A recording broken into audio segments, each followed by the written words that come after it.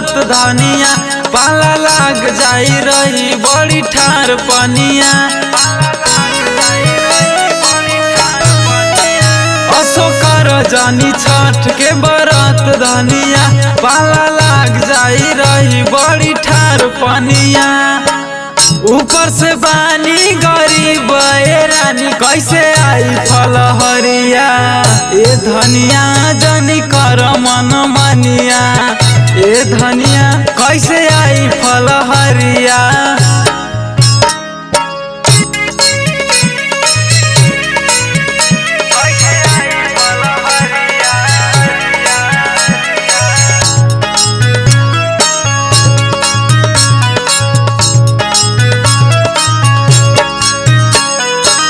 बाटे बढ़ल महंगाई बड़ी भारी ठीक से न एको दिन आवे तरकारी। बाटे बढ़ल महंगाई बड़ी भारी ठीक से न एको दिन आवे तरकारी। यही साल गईली नहीं हम बाहरवा कैसे आई फल हरिया। ये धनिया जनी कर मन मनिया ए धनिया कैसे आई फल हरिया।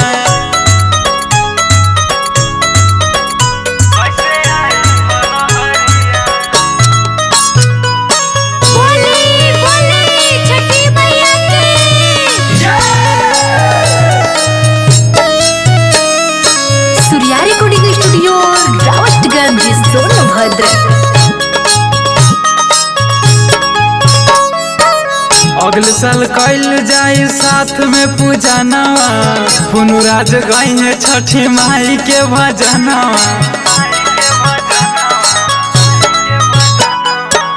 अगले साल करल जाई साथ में पूजा नवा फुनुराज गई है छठी माई के भजनवा।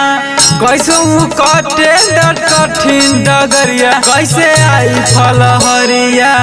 ए धनिया जनी कर मन मनिया ए धनिया कैसे आई फल हरिया।